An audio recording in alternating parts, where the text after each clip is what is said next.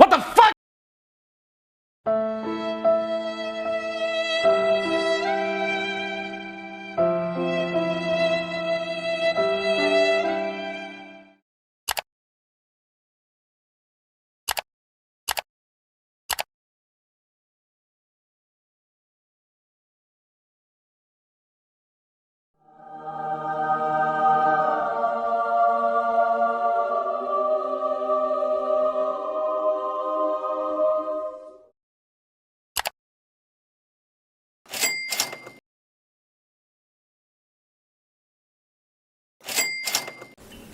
I like this. This is cute. I want this inside of me. I've been playing this character for about a week now, and I'm absolutely convinced that this is the single best version of Viper Strike of the Mamba that exists. My character does either the same or more damage than a lot of the comparable trade characters, while also having vastly superior recovery and general tankiness. It's also extremely straightforward to scale, and it's a way less reliant on the huge power gains that you get from insanely expensive items like voices. Voices would still be an incredible power increase, but I'm an SSF, and Simulacrum is extremely boring. Even though my build can do wave 15 just fine, I don't want to do it.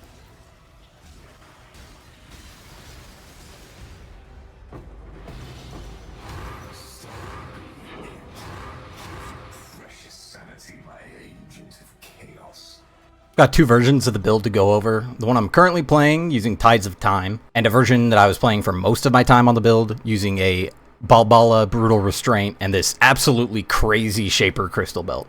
The differences are extremely minor, so I'll be covering most of the concept with the Tides of Time version.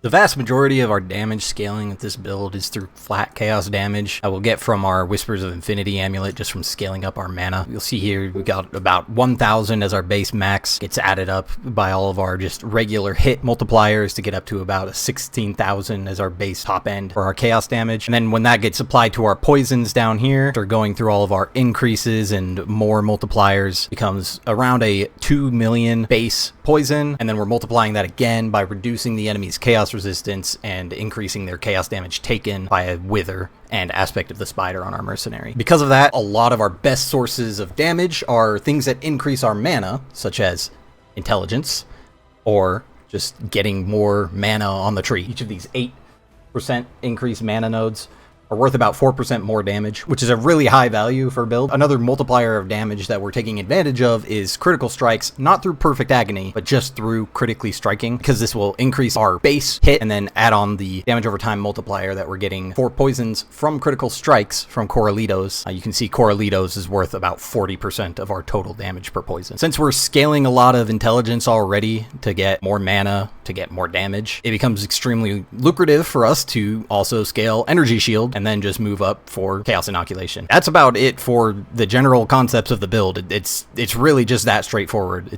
We're a poison build, so we're a Mamba build, so obviously we're only applying one poison.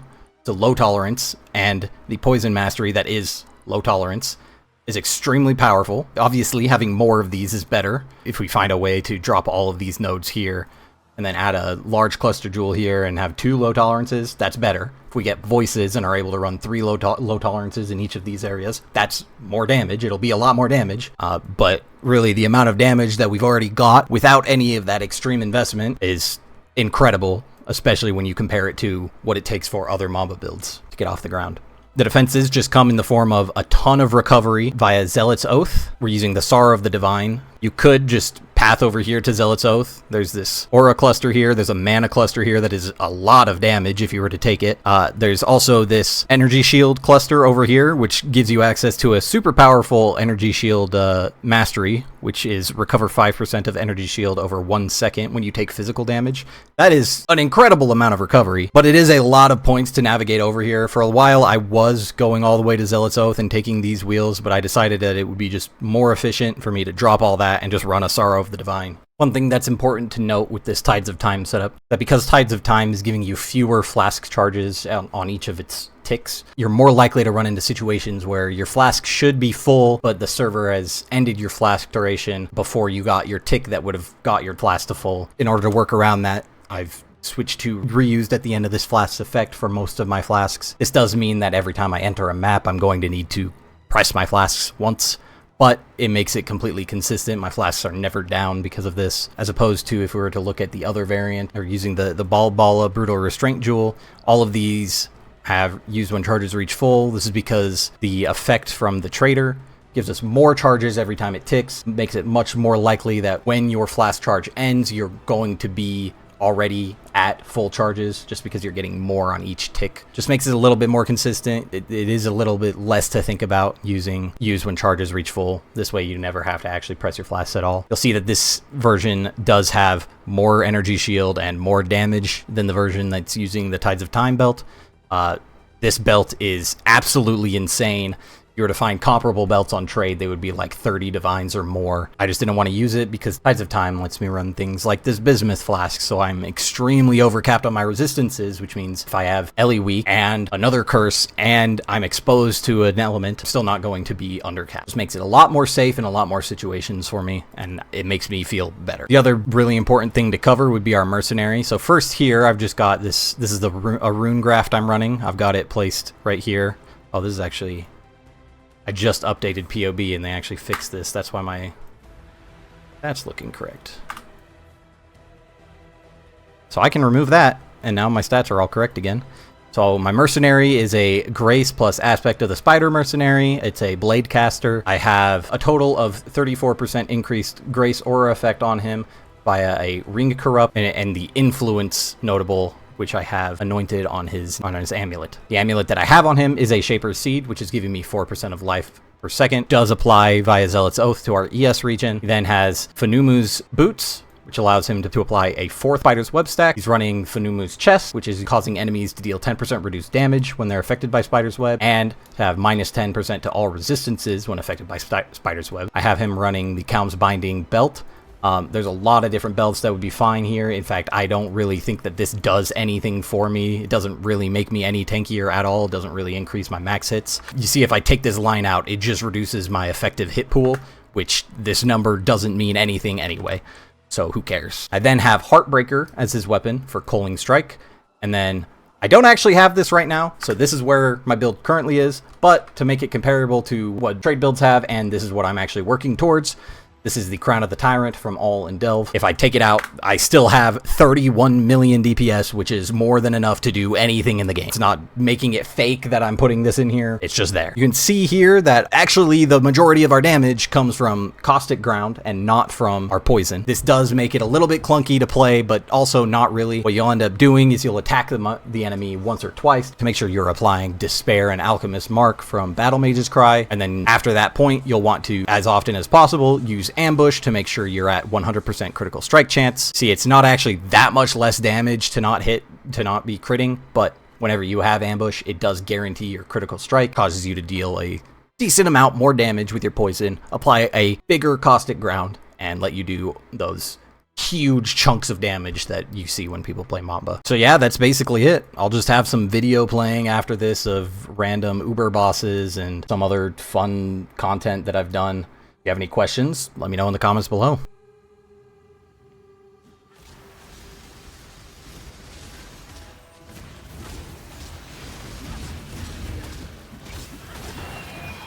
Do what I say. A cascade of pain.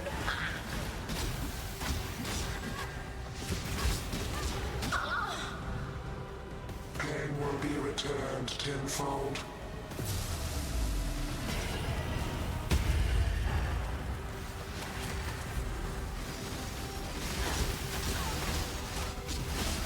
Take this. Stand still.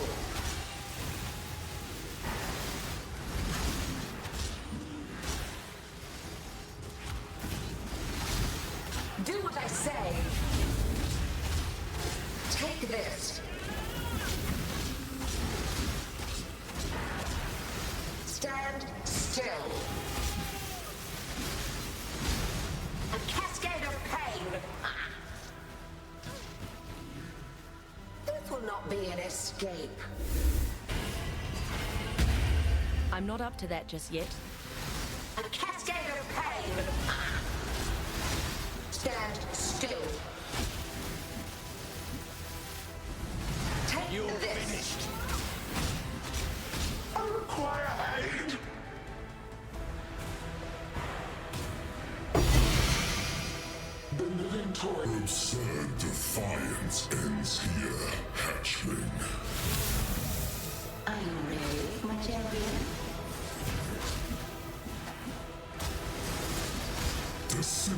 Disintegration.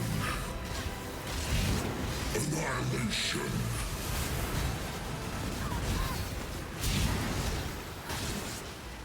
I'm not up to that just yet. With the fires of 1,000 suns. You do not have the strength, hatchling. That may be, but I am not alone. How pathetic.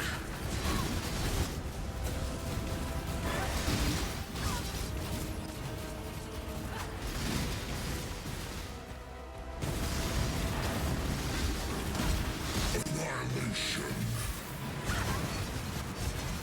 Disintegration. Cleansing. Cleansing.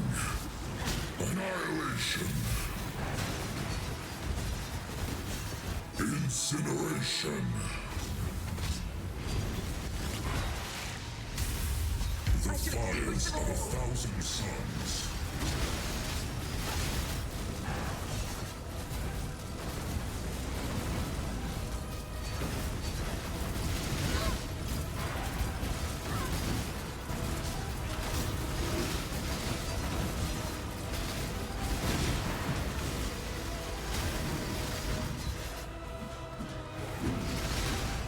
Annihilation.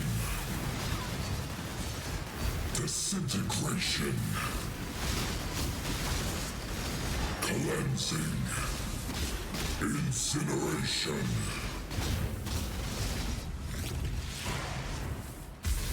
The fires of 1,000 suns.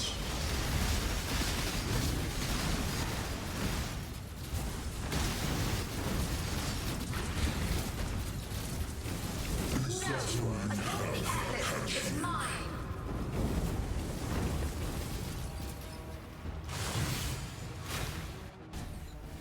Disintegration. Cleansing. Cleansing. Incineration. Fury of the cosmos. Creation itself. What's this? A real challenge? You finally caught my attention.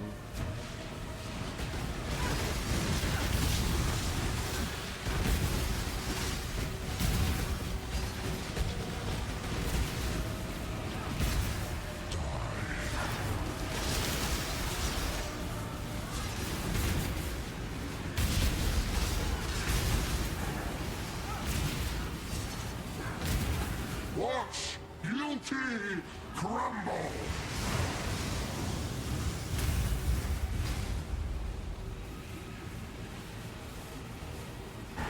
Rain of stars. The others found strength in their projections. They became reliant. I'm not up to that just yet. I'm not so foolish. Majority precision! Be silent.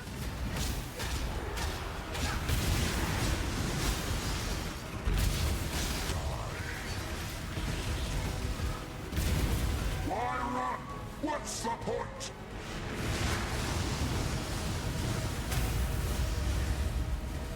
Be utterly annihilated. Rain of stars. Is life really interesting enough to warrant all this pain?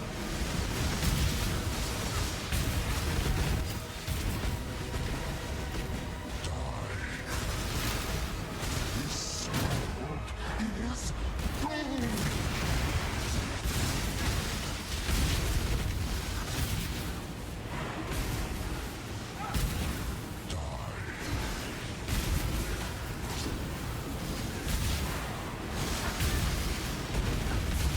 Your lives are meaningless.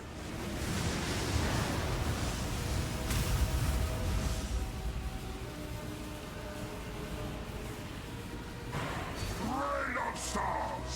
The edge of death, my heart races.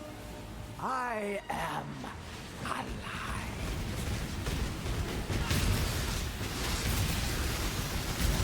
I have seen beyond everlasting fire.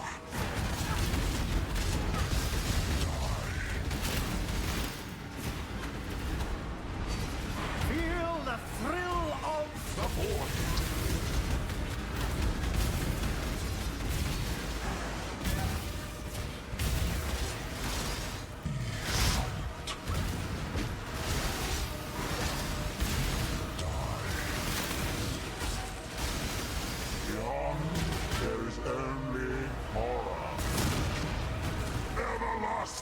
Feel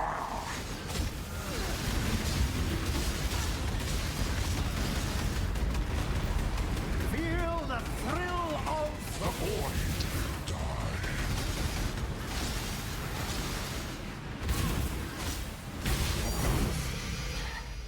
I felt something